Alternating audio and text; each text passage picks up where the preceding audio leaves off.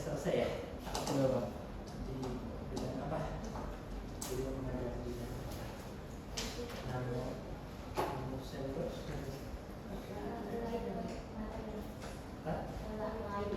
Oh, lightweight. Contohnya?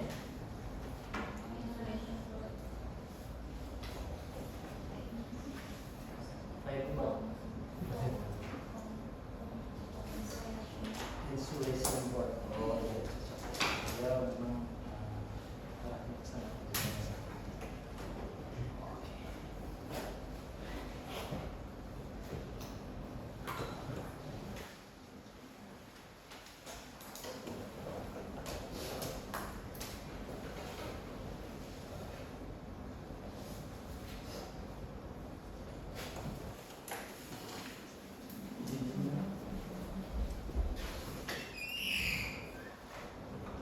Ininya udah nyala kan ya?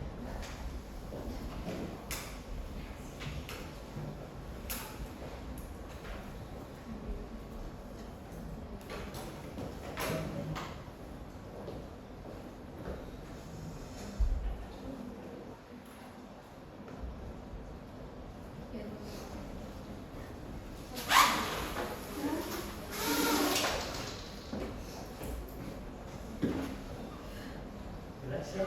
Jadi ya.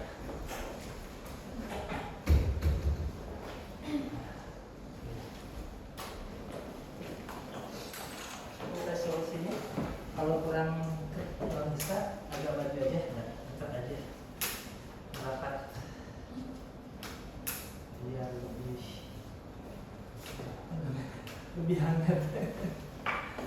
Ya, seperti biasa sebelum kita belajar maupun praktikum kita masing-masing berdoa dulu.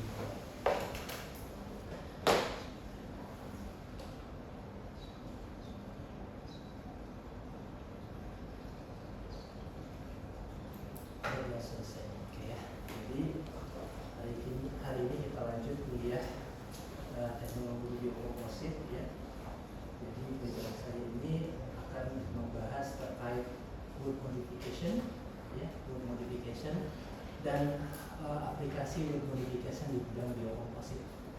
Namun sebelum kita masuk ke dalam wood modification, tentunya teman-teman sudah sudah semuanya melalui tahap SMA ya, sekolah menengah atas ya, di mana kita sudah mempelajari kimia. Jadi sedikit saya hanya mengingatkan kembali ada beberapa unsur kimia yang akan kita sering temukan ya, yang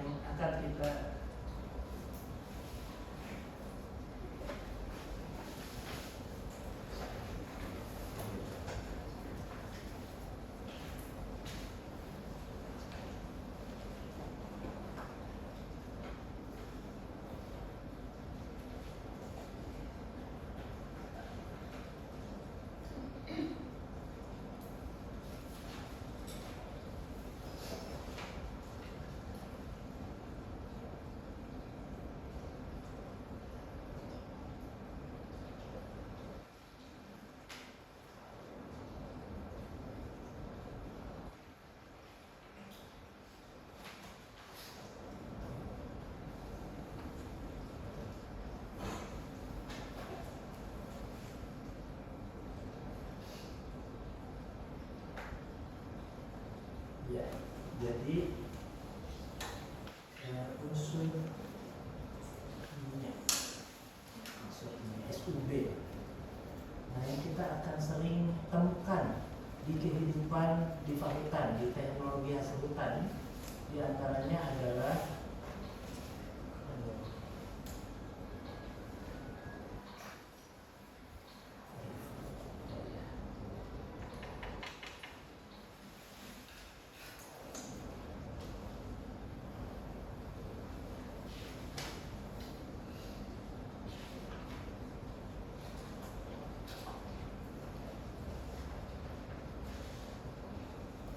ini green sedang membuat paten. Jadi banyak green yang kita harapkan. Oke, jadi ini ada beberapa unsur kimia yang kita sudah pelajari di SMA ya. Hanya sekilas saja ya, mengingatkan kembali kira-kira unsur mana saja yang sering kalian temukan di departemen kita ini di hasil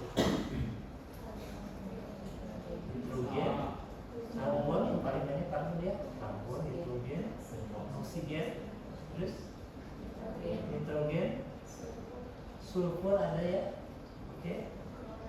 Sulfur kita sering temukan di mana nih? Bleaching ya, H2S. Iya H2S ya, untuk pumping ya. Pernah pakai H2S sebelumnya? Belum. Untuk cara sulfit? Belum. Kemudian ada fosfor, mungkin yang ahli di bidang fire retardant properties, kita akan sering main dengan fosfor. Kemudian ada klor, jarang ya klor, HCl, ya HCl sering kita pakai. Atau asam klorit, asam klorat, ya. Brom kayaknya jarang, brom ya. Iod jarang, ya. Kalau iod ini Ibu Nela ini yang sering pakai iod ya. Seperti trimetri atau titrasi iodometri. Oke. Ini fluor, ya ini fluor. Kemudian ini hidrogen, ini golongan 1, 2, 3, 4, terus di sini golongan 13 ya, golongan ini golongan 13, 14, 15, 18 ya. Nah, satu golongan ini artinya dia memiliki sifat yang sama ya. Ini yang kalau ini elektron positif di sini ya.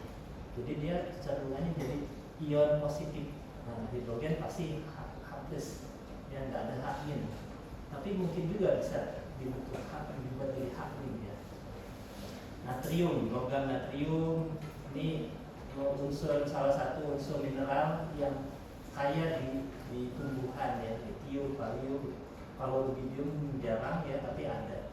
Cesium juga radioaktif. Ini unsur radioaktif. Ya. Kemudian boron. Boron bagi teman-teman yang untuk preservasi kayu, untuk bidang pengawetan kayu akan sangat terbantu dengan adanya senyawaan boraks ya. Boric acid, borak-borik itu berbasis senyawaan boron. Nah, ya. Nah, boron, aluminium, gallium, indium, gallium apa ini? Terfodium ya.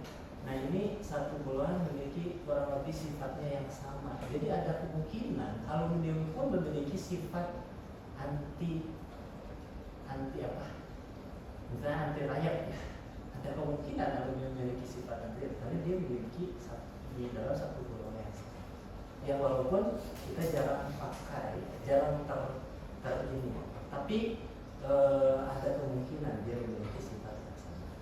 Kemudian di sini senyawaan lain yang sering dipakai dalam pengawetan kayu adalah senyawaan tembaga CU tembaga ya, senyawaan tembaga.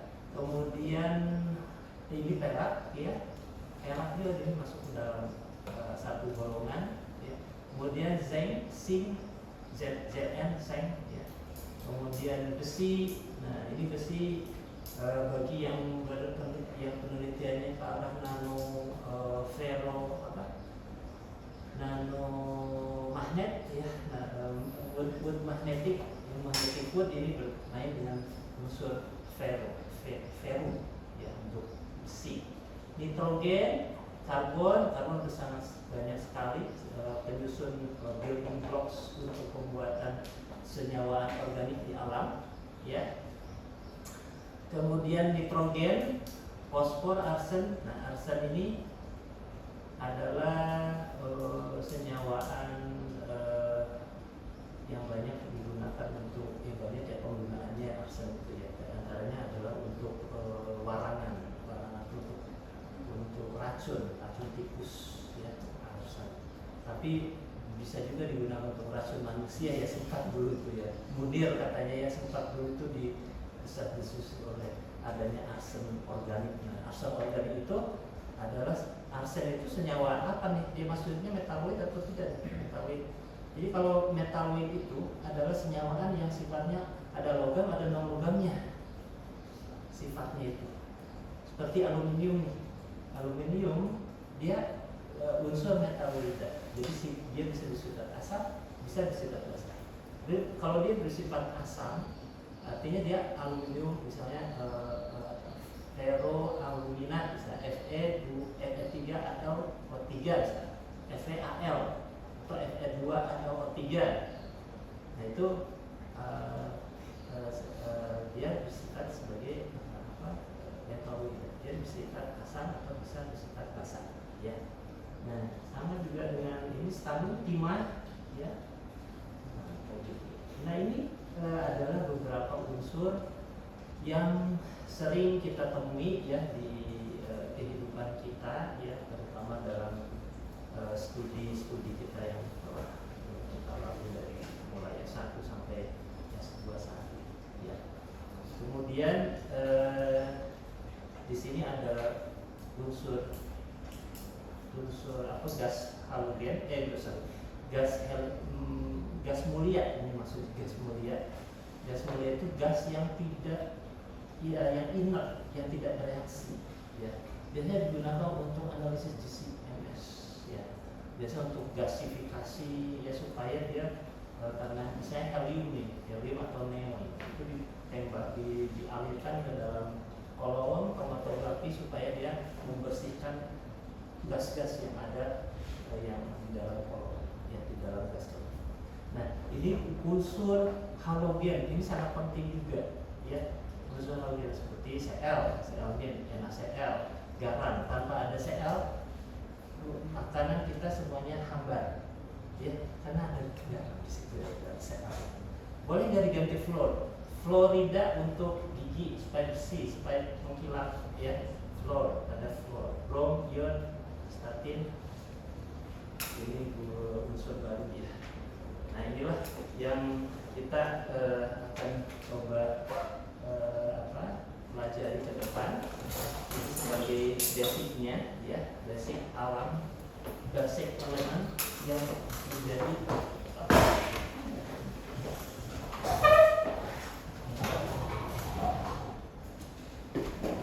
ya. Nah bagi yang berkecimpung saat ini di bidang mineral, wood mineralisasi, berarti ini mainnya dengan senyawaan alkali tanah. Alkali tanah itu ini golongan 2. Sebenarnya magnesium, kalsium, strontium, barium, radium. Tapi kalau radium itu udah radioaktif. Jadi paling sampai sini barium, strontium, kalsium. Saya Ca4, stron SRSO4, BaSO4, magnesium. Jadi saya Ca3 ini unsur golongan alkali tanah, bisa sifatnya basa ya.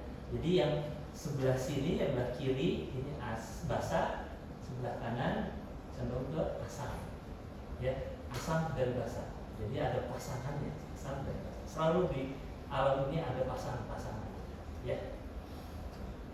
Oke, kita masuk ke dalam wood modification. Nah, sebagai awal mula saya mempelajari wood modification adalah di buku ini, ya, Roger M. Rowell, ya. Ini di Forest Service USDA, ya, United States Agriculture di sini, ya. Di sini University of Wisconsin. Ini adalah universitasnya Pak Newman dan Bu Sumina. Bu Sumina itu dulu di satunya di Fakultas, ya, yang saat itu disekolahkan di Amerika, ya untuk mempelajari kimia organik. Nah setelah beliau pulang, beliau mengajar di kimia. Nah jadi dulu orang hutan, basicnya hutan, belajar organic chemistry di Wisconsin, kemudian pas pulang mengembangkan di departemen kimia. Nah itu adalah kakak kelasnya atau gurunya Pak Nyoman, ya. Jadi Prof. Suminar masih aktif saat ini, ya, walaupun sudah pensiun tapi masih membimbing ataupun mengajar, ya. Jadi dan beliau juga sebagai pembimbing saya, Prof. Suminar.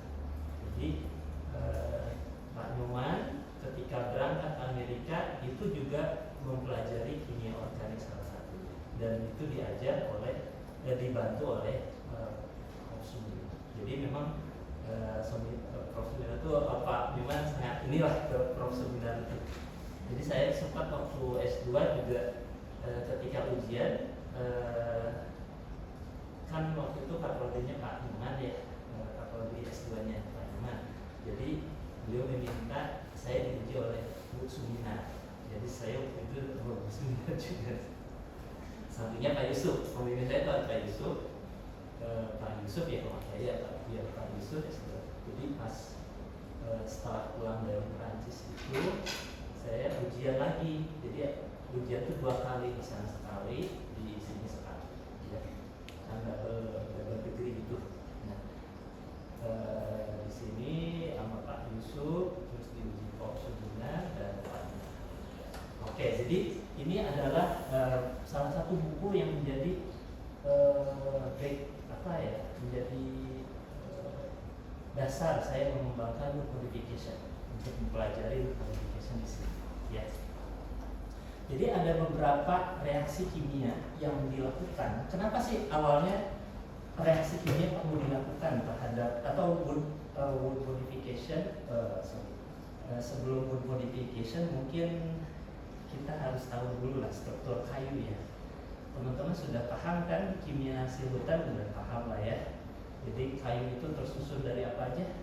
Pertama ada selulosa, hemiselulosa, lignin, kemudian ekstraktif, ya. Coba saya lihat di sini tuh ada, ya, teman-teman terbuka, ya. Jadi ini kita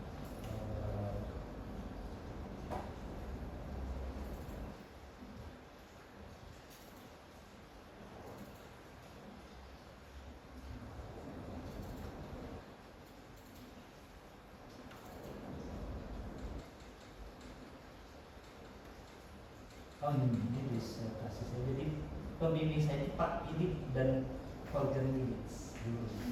Nah, Pak Philip ini dosennya Pak Prabu juga. Nah, ini orang Prancis, ya, ini orang Prancis, ini orang Jerman, ya. Nah, rapporter ini penguji luar di tingkat S3. Joris van Acker ini orang Belgia yang ahli di bidang wood modification. Nah, kemudian di sini Rina Nunes, dokter ini di Itali apa ya, Spanyol atau Italia gitu, ya. Ini Rina Nunes, ya. Ini juga dia ahlinya di bidang durability, di bidang raya kayak gitu, ini ahli jamur kayak gitu.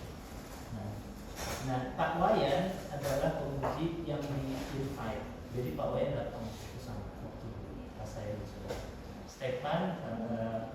Stefan itu asistennya Philip. Jadi ini sebagai profesor saya, pembimbing saya juga, Stefan Marsa.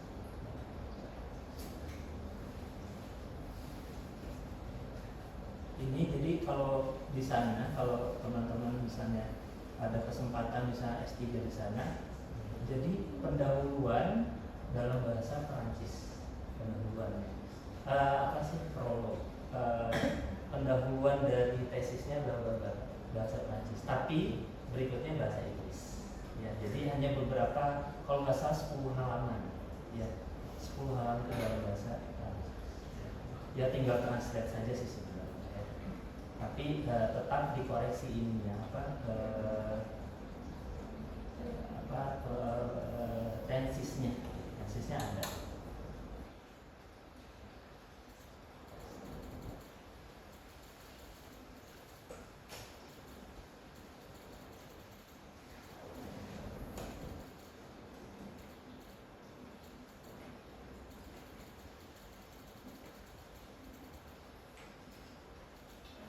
Anatomi baik ya. 10 lembar. 10 halaman sorry 10 halaman ya. Kita pelajari lagi nih. Ini teman-teman udah di luar kepala kalau inilah pasti ya. Jadi ini ada sabun, ada haput, ada titre ya. Ini pun saya waktu dulu kan saya basicnya kimia ya. Ketika belajar di S2 di Sebutan saat itu ya, belajar ini jadi ya belajar kayu ya, susunan kayu ya, ada kayu itu ada tiga arah ya, 3 arah, ada tansial, radial, ada cross section, longitudinal ke atas ya, ada kulit, kemudian ada cambium ya, periderm, kemudian living flow, ray, hardwood dan sebagainya. Nah, sementara untuk untuk dinding sel ya, ini di sini kita singgung lagi nih dinding sel ya. Nah, kira-kira menurut teman-teman yang sudah mempelajari kimia sultan, yang paling banyak lignitnya yang mana? Kandungan lignin paling banyak di dalam lamela ya, konsentrasi tertinggi itu ya, tapi jumlah lignin yang paling besar ya di mana kalau dijumlahin?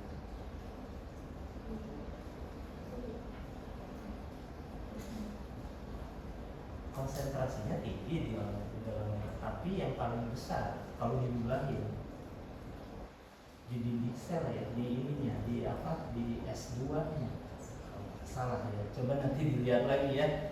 Nanti saya takutnya saya lupa ya, nanti kalian tunggu ya. Kira-kira lapisan S berapa yang membuat kayu itu bagus mekanikal properties? S2. Yang S2. Kenapa S2? Ya, paling tebal. Selain tebal apa? Selain tebal, microfibril angle-nya. Jadi gimana microfibril angle?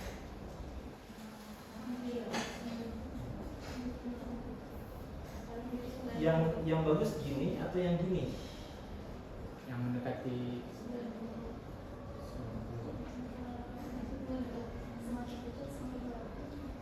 semakin kecil semakin bagus. Ayo yang mana nih? S2 dia microfibril angle-nya kemana ke arahnya? Berapa? Ini microfibril angle between 0 to 90 degree ya. Tapi ada S2 itu yang mana nih? Berapa dia? Nah ini S1 50 sampai 70. Artinya dia agak, tapi microfibril angle yang S2 dia sekitar 5 sampai 30. Ya, tapi karena dia spiral bentuknya gini, muter, jadi kuat ketika dia didorong gitu. Sifat mekanis yang membuatnya kuat itu S2 ya. Tapi kalau S1 dia lemah karena dia lebih gitu. Tapi kalau S2 ya gini, tapi muter kan ya. Sedangkan ketika kita uji bending kan dari arah ini ya, paham nggak? Ini kayu kayu ini ya. Nah, si microfibril angle yang S2 itu dia kesini ya. Tapi enggak maksudnya enggak kesini banget, tapi gini. Nah, tapi dia berspiral sehingga membuat dia kuat ketika didorong. Sementara ketika dia diberi tekanan, yang paling bisa menekan, yang bisa menahan yang mana? S1 atau S2? S1 karena dia lebih kiri S1 ya. Di sini ditulis S1 tuh 50 sampai 70 ya, S1 ya, jadi 50 sampai 70 berarti dia agak ini. Jadi kalau dia ditekan maka S1 yang lebih berperan, tapi ketika dia didorong dari kiri ke dari kanan atau kiri, maka yang S2 ya, karena dia S2 itu dia ya itu sifat mekanis dari normal untreated. Oke, ini untreated dulu, kita masih masuk untreated nih, baru nanti kita masuk treated ya. Nah secara kimianya jadi si dinding sel ya ini ada chemical ya, komponen kimianya, ada selulosa, ada glucomannan, kondenslimin, silan, dan kondensin ya. Ini adalah ilustrasi yang digambarkan oleh Salmen dan Burger ya. Nah, sementara untuk kandungan ininya sendiri beragam ya tiap jenis kan. Ada misalnya antara sekitar 18 sampai 35%. Dan secara elemennya karbon itu sekitar 50% unsur karbon, hidrogen 5%, oksigen 44%. Artinya karbon dan oksigen itu yang mendominasi ya, karbon dan oksigen.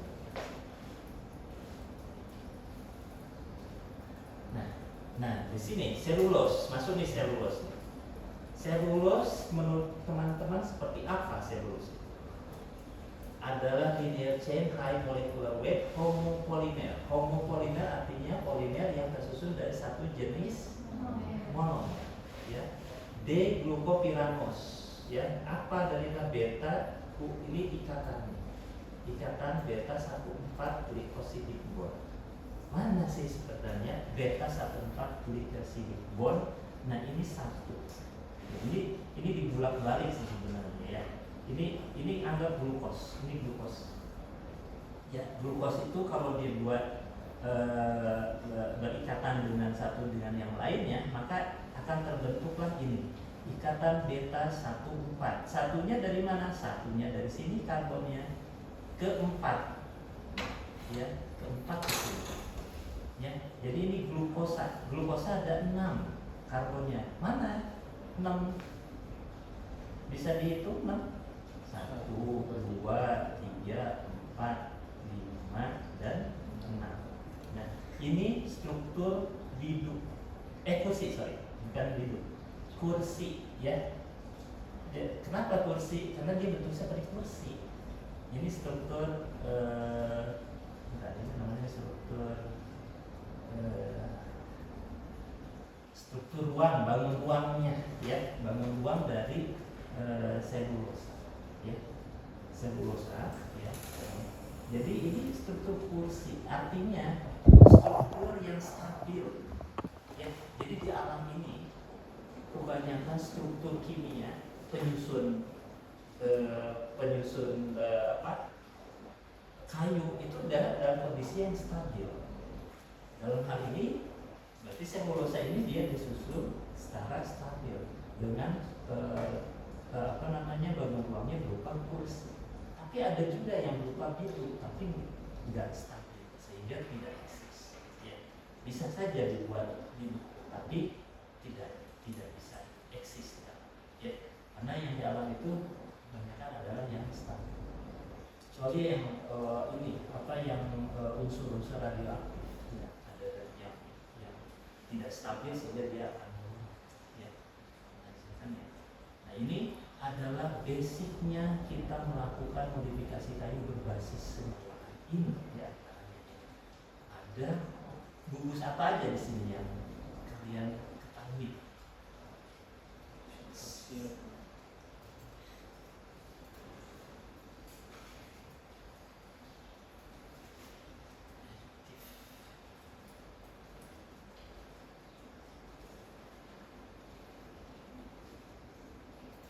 Organic chemical.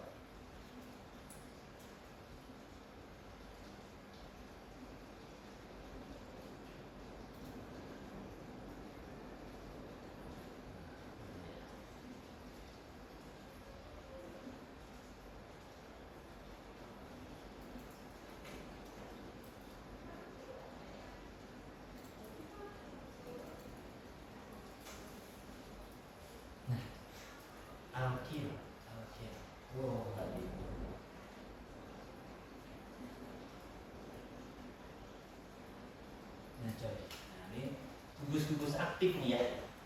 Ada yang kita kenal hidroksil atau alkohol ya, kemudian ada yang keton kayak gitu, ada aldehid ya, ada haloformil, ini jarang ya kayak, kemudian karbonat ester ini jarang juga ada di sini. Karboksilat, nah ini karboksil ini yang sering kita pakai lah, karboksil lah. Kemudian hidroperoksid juga jarang teman-teman ya, peroksid jarang juga. Nah hemiketal mungkin, hemiketal ini sering pernah ya, atau udah pernah dipelajari. Kemudian karboksilik anhidrid, nah dia ini ada beberapa gugus kimia organik yang menjadi salah satu atau beberapa gugus aktif yang menginisiasi terjadinya reaksi. Oke. Nah, jadi kalau kita lihat di sini, kira-kira gugus apa aja yang ada di sini yang bisa dikatakan aktif? Ada? Ada? Ini udah kelihatan ya. Ada hidroksil. Terus ada apa lagi? Ada? Ini gugus apa? Ether, ROR. Ini ROR ya. Oksigen. Oksigen itu dia bisa dikata reaktif di sini, aktif ya, gugus aktif. Kenapa? Kenapa gugus aktif? Karena oksigen itu dia adalah golongan berapa? Golongan 8. Ya, 8A. Nah, golongan 8A. Golongan 8. Golongan 6. Ya, golongan 6. Nah, di sini dia masuk ke dalam unsur yang bersifat elektronegatif. Ya, artinya dia menarik, suka sama elektron. Oh, jadi kesini. Ya. Jadi ada hidroksil, ada ether, kemudian di sini ikatan apa nih? Alkana ya. C dengan C. Ini adalah gugus-gugus aktif yang menjadi dasar untuk dilakukan modifikasi. Ya, modifikasi. Sebelum saya masuk ke modifikasi, kenapa kita harus melakukan modifikasi kayu? Ada yang tahu?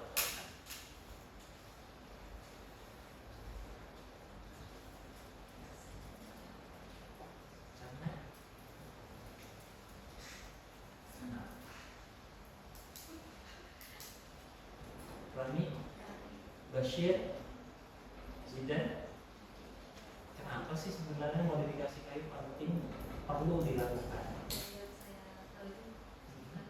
Kayu itu merupakan bahan organik yang mudah diserang oleh organisme perusak, jadi mungkin butuh modifikasi untuk lebih tahan dulu. Meskipun ada kayu yang memang tahan terhadap organisme. Contohnya kayu yang tahan.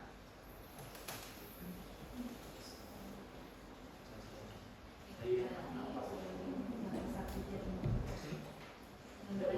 Biasanya ekstraktifnya tinggi, contohnya Ulin gitu ya, kemudian jati ya. Kenapa ekstraktif itu bisa menahan dia terhadap bersifat toksik ya, dia bisa mematikan ya. Ya, jadi si ekstraktifnya. Kalau di kayu jati apa ekstraktifnya yang terkenal? Kalau di kulit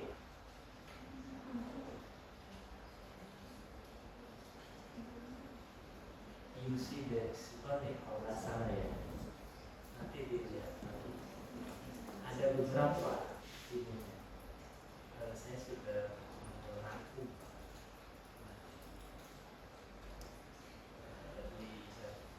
Bisa.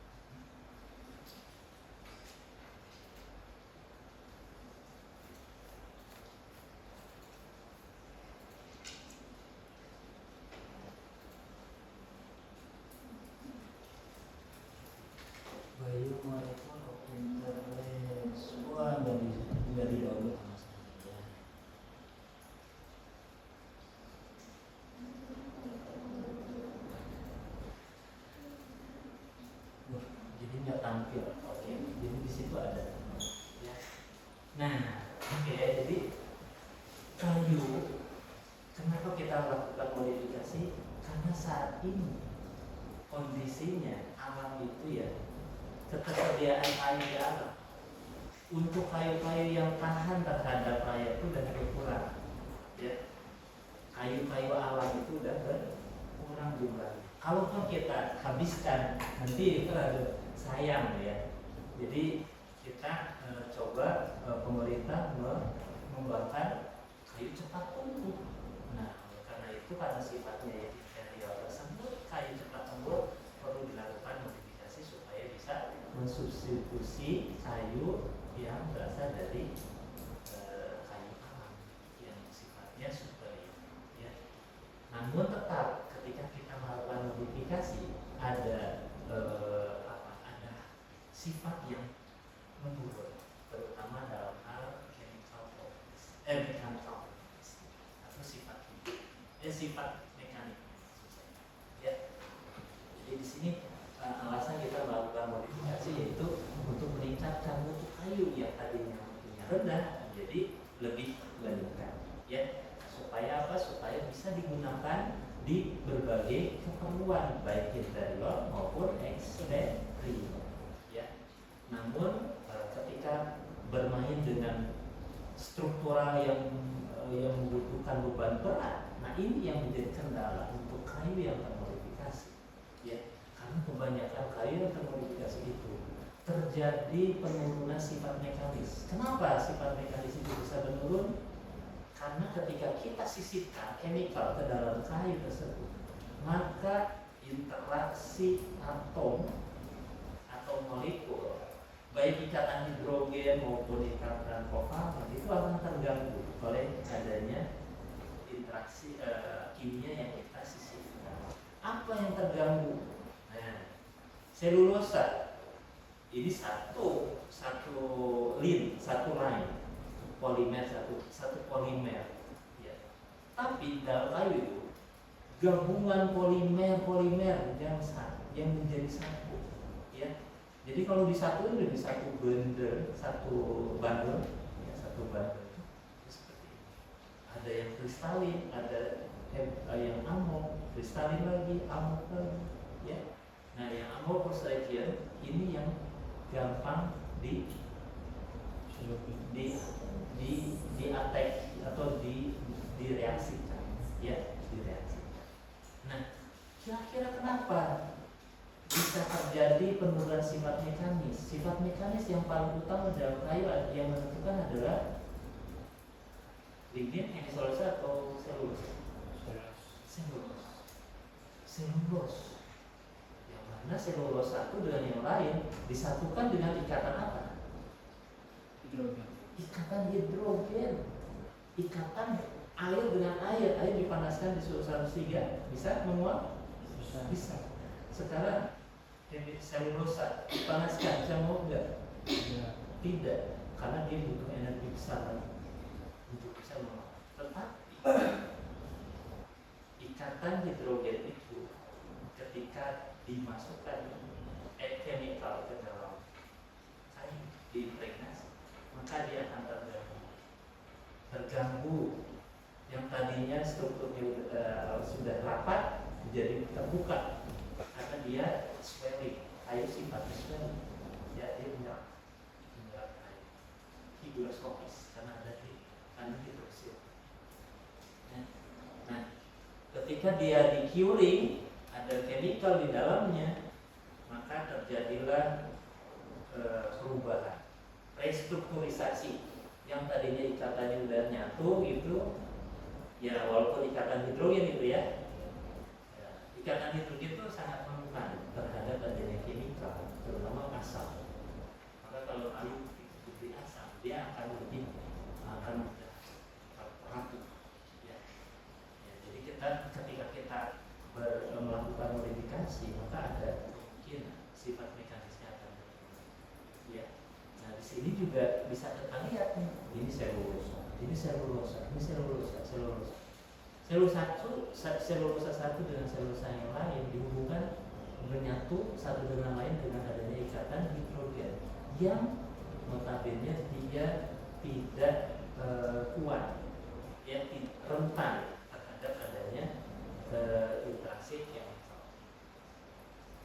Nah, kayak gini ya.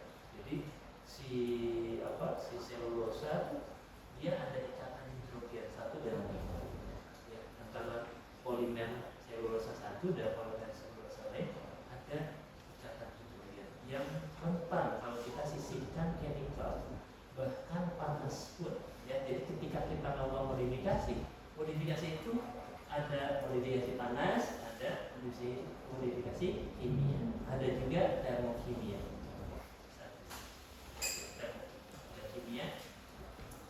Nah, jauh sebelum beberapa tahun yang lalu, puluhan tahun yang lalu, saran untuk meningkatkan mutu kayu adalah dengan cara preservasi, ya, dengan penambahan zat pengawet seperti CCA, chromated copper arsenate, CCA,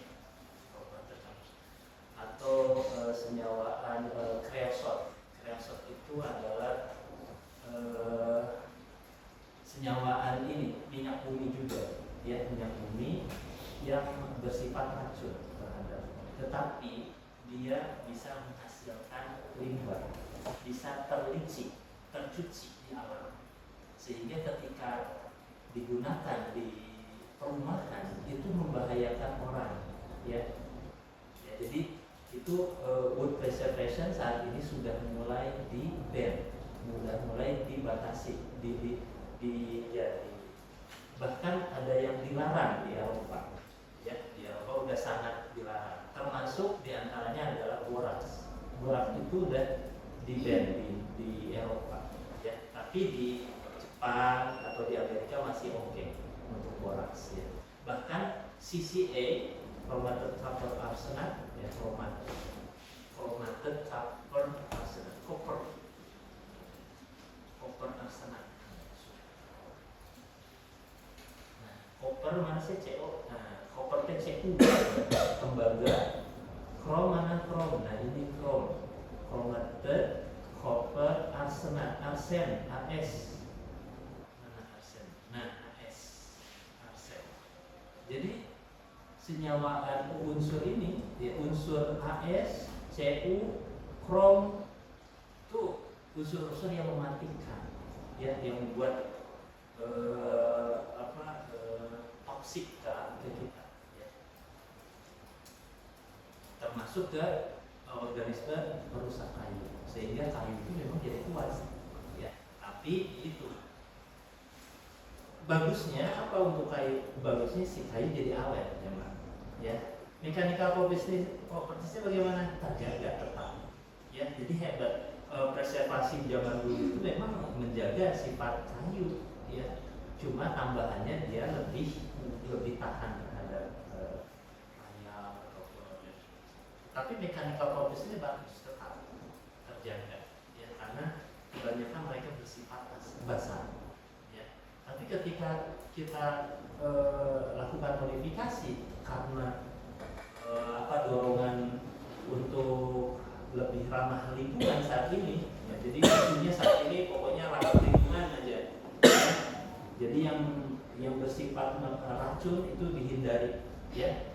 Nah, timbullah modifikasi, karena modifikasi itu bebas dari bahan-bahan yang bisa terleaching atau tersebar ke alam sehingga dia lebih aman, ya. Ini mengapa kita melakukan modifikasi. Nah, ini beberapa jenis hemiselulosa, ya, penyusun kayu yang pernah teman-teman dulu pelajari, pentosa, hexosa, boronic acid, dan ya.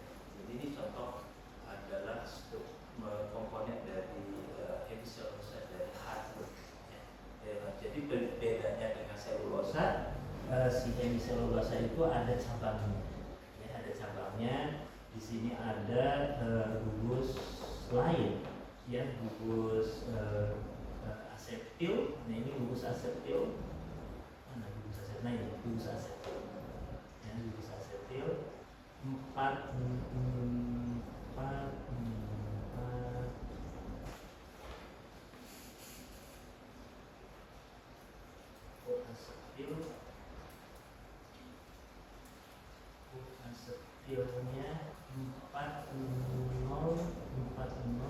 4 ok metil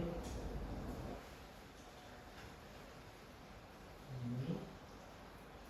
Oh ini, nah ini 4, ini 0, 1, 2,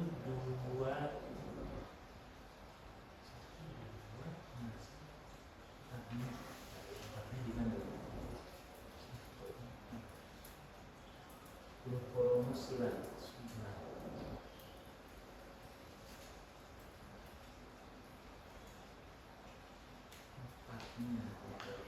Yang empatnya di mana nih? 1, 2, 3, 4. Oh iya 4. Ya ini 4-nya.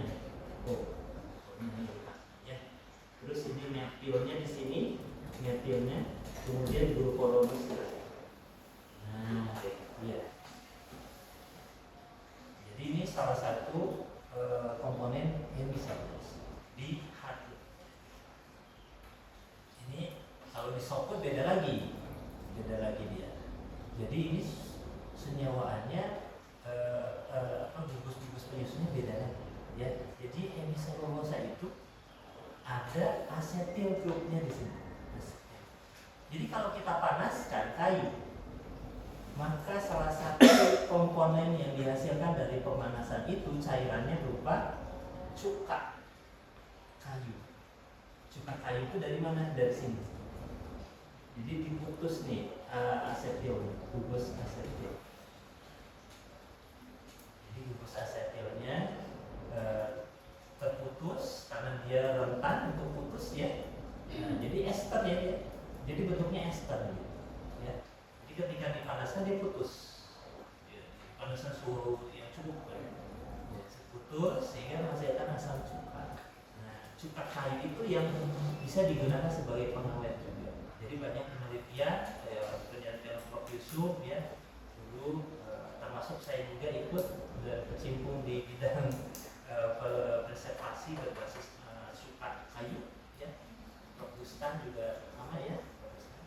Jadi ini awal mula terbentuknya asam cuka kayu itu dari degradasi hemiselulose. Ya, karena hemiselulose itu terdegradasi lebih awal dibandingkan selulose, sekitar 180 sudah mulai dari 180 200. Nah ini beberapa struktur dari hemiselulose. Kemudian lignin, kita masuk ke lignin. Ya, lignin ada para kumari alkohol, ini building blocks ya. Jadi ini para hidroksi kumari alkohol ya. Kemudian bayasil dan silase. Ya, di sini ada gugus fenol ya, jadi berbasis fenolik yang menjadi bahan untuk pembuatan perekat juga. Ya, karena perekat berbasis fenolik seperti fenolformaldehidan itu bisa kita buat berbasis lignin. Ya. Cuma memang kalau lignin itu masih besar volumenya struktur, bukan polimer. Beda dengan fenol. Kalau fenol itu berupa monomer fenol, ya. Lignin, kita udah jam 11.21 ya. Bentar lagi nih, oke ya. Jadi ini pendahuluan dulu deh, pendahuluan ya, untuk kita beranjak lebih jauh lagi untuk belajar modifikasi karena ini adalah basic ya, berbasis komponen-komponen senyawa aktif di dalam kayu. Jadi ada selulosa, hemiselulosa, ada lignin yang akan bereaksi dengan chemical yang akan kita implementasikan. Ya, tidak hanya wood modification, tentunya akan merubah ke mana bidang ilmu yang lain. Ya, misalnya ekstraktif dimodifikasi bisa saja. Ya. Jadi ini salah satu ada beberapa contoh senyawaan building blocks atau senyawa dasar untuk pembentukan lignin. Ya. Kalau kita dia bibit dari kayu beech ya. Ini kayu beech ini tersusun dari seperti ini strukturnya ini secara jadi sangat besar ini. Ya, jadi itu sangat besar, sangat kompleks ikatannya ya. Kalau kita mampu memotong ya, kalau kita mampu memotong fenolik dari fenol ya, senyawa fenol ya, di dalam lignin janur ya, membuat prekursor yang membuat senyawa fenol dari lignin. Nah, itu masih dipelajari bagaimana caranya supaya membuat fenol, karena fenol itu sangat penting di industri ya, baik untuk pembuatan perekat ataupun senyawa perekat olahan yang lain ya. Jadi lignin adalah komponen kayu yang sangat bermanfaat untuk bahan-bahan lain, chemical yang lain. Oke, ini adalah komponen kayu yang kalian pernah pelajari. Ini hanya sebagai pengingat saja. Selain itu ada ekstraktif ya, ada ekstraktif. Kalau ekstraktif kan nggak terlalu tinggi ya, konsentrasinya memang sedikit, tetapi kalau dia mematikan itu sangat penting, dia sangat berfungsi ketahanan dia terhadap air atau hujan. Ya.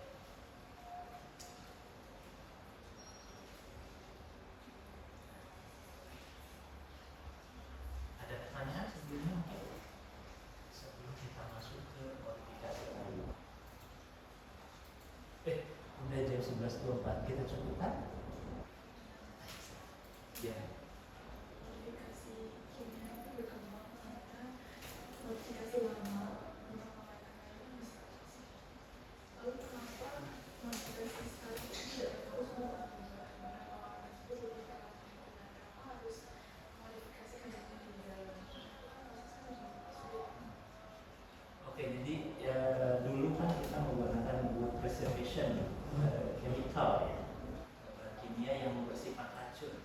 Kenapa nggak digunakan preservasi yang lebih ramah lingkungan gitu ya, tanpa harus modifikasi gitu, jadi diimpregnasi aja gitu, bisa seperti itu. Tetapi mungkin harganya mahal. Ada yang menggunakan ekstrak dari kayu, kemudian dipindahkan ke diimpregnasi ke dalam kayu. Kan ada juga perempuan yang sedang meneliti. Jadi kita mengekstrak daun apa, kemudian ekstraktifnya diimpregnasi ke dalam kayu sehingga kayunya bersifat lebih tebal. Dulu juga teman saya ada yang mengimplementasi resin dari kayu apa ya, kemudian resin tersebut diimpregnasi ke dalam kayu.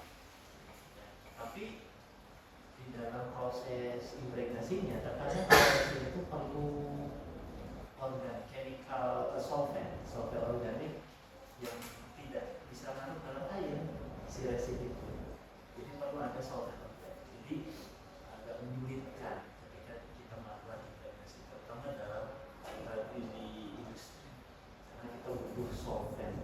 Misalnya dia larutnya dalam aseton, maka industri itu agak berat kalau mereka akan keberatan untuk mengimpregnasi dalam solvent. Maka industri itu saat ini lebih senang yang solventnya air kayak gitu ya, atau bahkan kalau misalnya lebih parahnya mungkin ya etanol boleh masih bisa solvent, tapi mereka lebih prefer air ya, karena air kan murah harganya. Jadi sangat memungkinkan jika harganya masuk. Jadi bisa dimodif si bahan yang preservasi yang awalnya toksik diubah menjadi yang lebih ramah lingkungan, tapi tetap memberikan efek dia terhadap kayunya lebih tahan. Bisa. Ya. Namun di mana ya, saat ini tuh ada yang ACQ, quaternary ACQ. Nah, ACQ itu ada ACQ preservation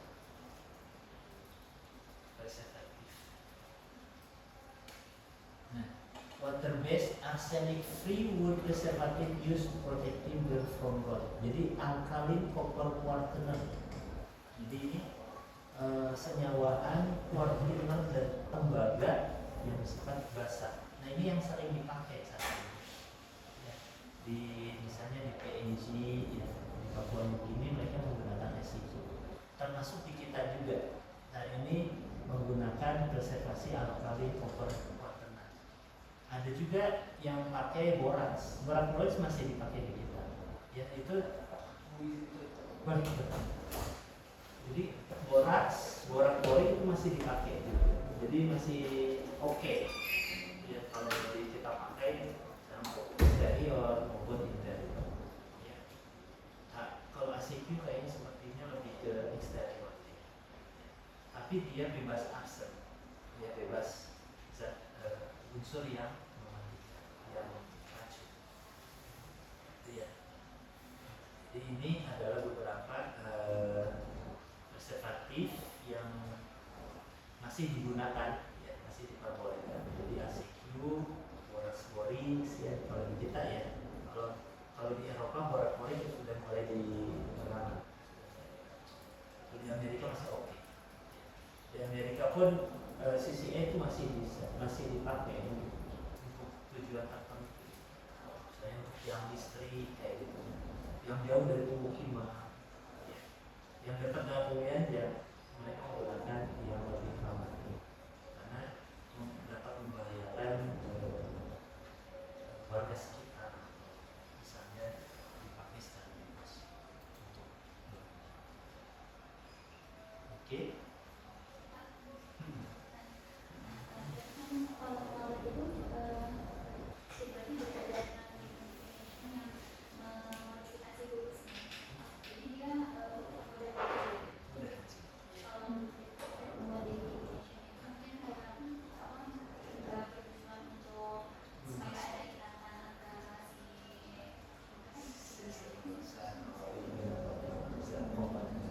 Jadi bedanya modifikasi, struktur kayu yang chemicalnya awalnya A juga jadi B, gitu, modifikasi. Tapi kalau struktur kayu A diimpregnasi kemudian masih A juga, itu impregnasi. Jadi impregnated dulu. Jadi kalau kita kenal impregnated berarti ada kemungkinan si kayunya dia tidak termodifikasi. Jadi tidak termodifikasi sekali. Jadi tidak secara kimianya tidak berubah. Jadi preserved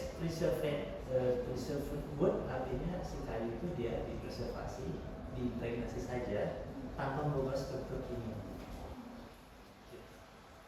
Sehingga sifat mekanisnya tetap terjaga.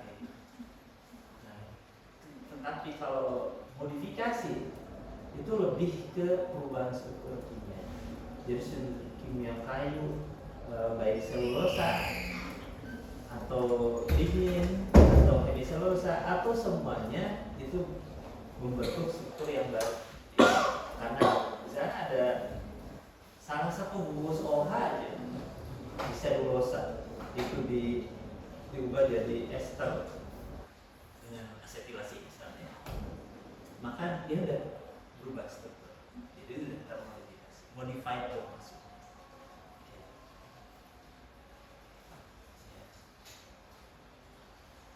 Ada lagi?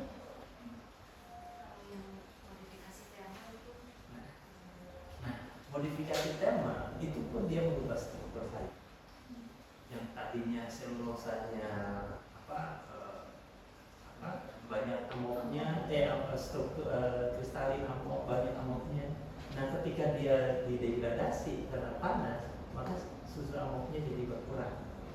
Ya, makanya si kayu kalau udah dimodifikasi panas, sifat kristalinitasnya tinggi. Ya, amoknya jadi berkurang. Ya, tapi karena dia kristalinnya tinggi, maka dia akan mudah rapuh, fragile, kayak kaca. Itu kekurangannya. Kalau modifikasi panas, sifat mekanisnya berkurang.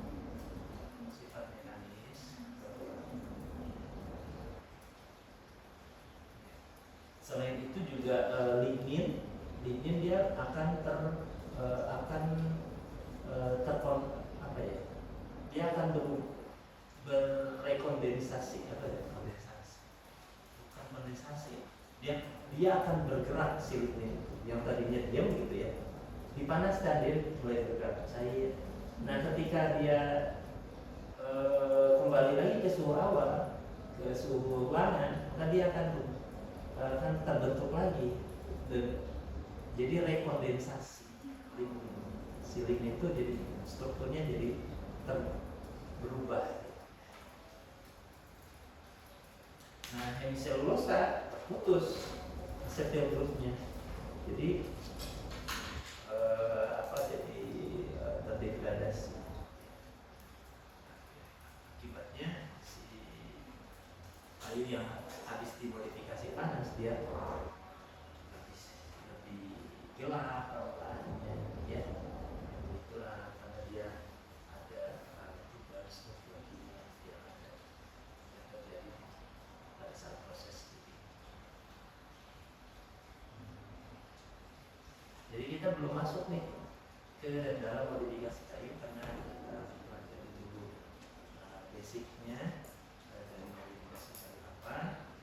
Ya, nanti mungkin di minggu depan nanti kita tentukan lagi kapan ya waktunya ya. Kalau hari Jumat nggak apa-apa. Minggu Atau depan hari Minggu Kamis Jumat libur Pak. Tanggal merah. Oh, minggu depan libur. Kamis Jumat. Oke, berarti hari lain aja. Hari Rabu. Rabu jam berapa? Jam 8. Bisa ya? Oke, jam 8 bisa ya? Siang bisa. Praktikumnya Pak? Nah, untuk praktikumnya sudah sampai mana nih? Sudah dapat ininya referensinya? Sudah? Ada berapa kira-kira? Masing-masing ada 20 sudah. Oke, kita gabungkan ya. Jadi ada 7 kali 2 140 ya. 140 nanti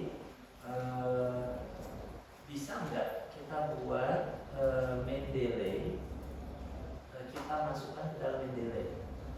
Kita buat ke dalam kita buat akun Mendeley baru dengan memasukkan itu bahan-bahan. Nah, nanti gampang kita buat tulisan tuh masuk ke sini. Atau gimana bagusnya?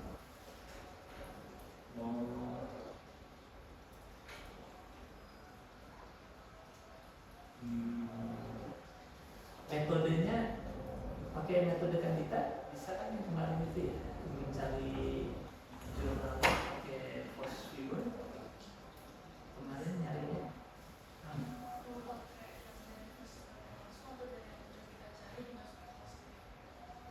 Oh, kalian nyarinya gimana?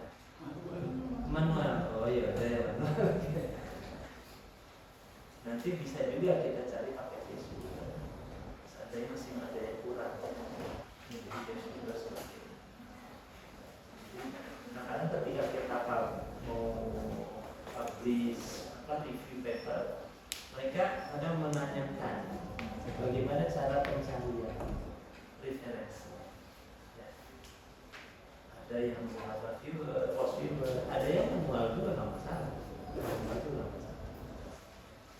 Jadi kita kelompokkan saja. Oke, nah untuk waktunya kira-kira kapan praktikum? Senin. Senin pagi masuk Pak. Oh, pagi masuk Sampai berapa? Sampai jam berapa? Sampai 10 zuhur ya.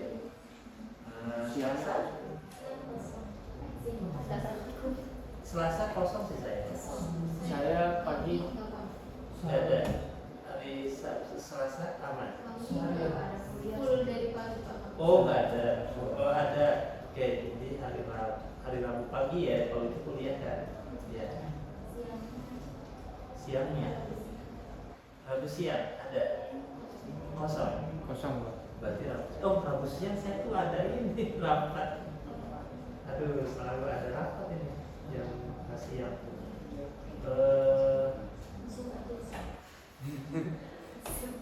Zoom ya. Kalau Kamis, Tapi tanggal merah oh merah. kenaikan Ya udah Zoom dulu berarti kalau dulu. Ya. malam Pak. Malam ya, malam apa? Senin pagi masuk jam 8. Malam kalau malam jam berapa? Hari apa maksudnya? Hari apa dan jam berapa?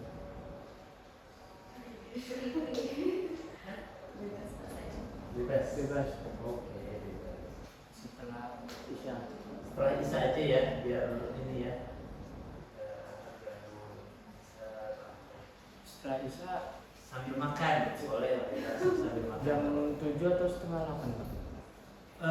Jam kita Isya sampai jam berapa ya? Setengah 8 ya? Isya Jam 8 aja kurang boleh ya? 3 menit Pak. 3 menit. Setengah 8 aja. Ya setengah 8 ya. 7.15 bisa juga. Jadi untuk maksimumnya malam Rabu kali ya? Malam Rabu. Selasa. Bisa. Hari Senin berarti Pak. Senin malam Selasa.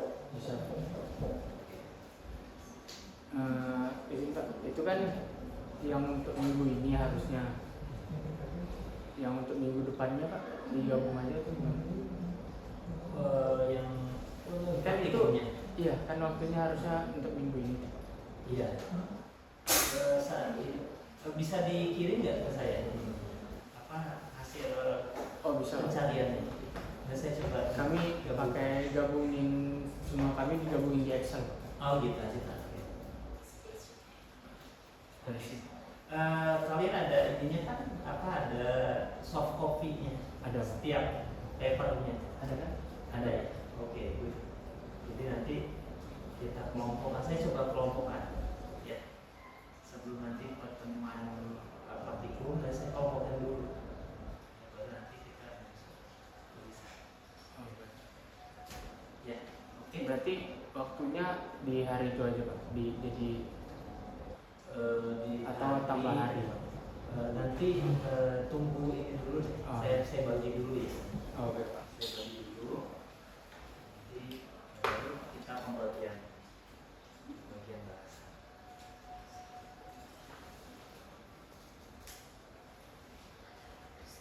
Atau saat ini mungkin bisa begini ya. Sudah dibuat tabel ya? Sudah, Pak. kan? Sudah. Oh iya, udah. Kalau itu udah gampang. Baru tinggal nanti kita susun bisa.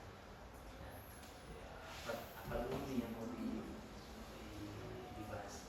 Ya. Oke, kita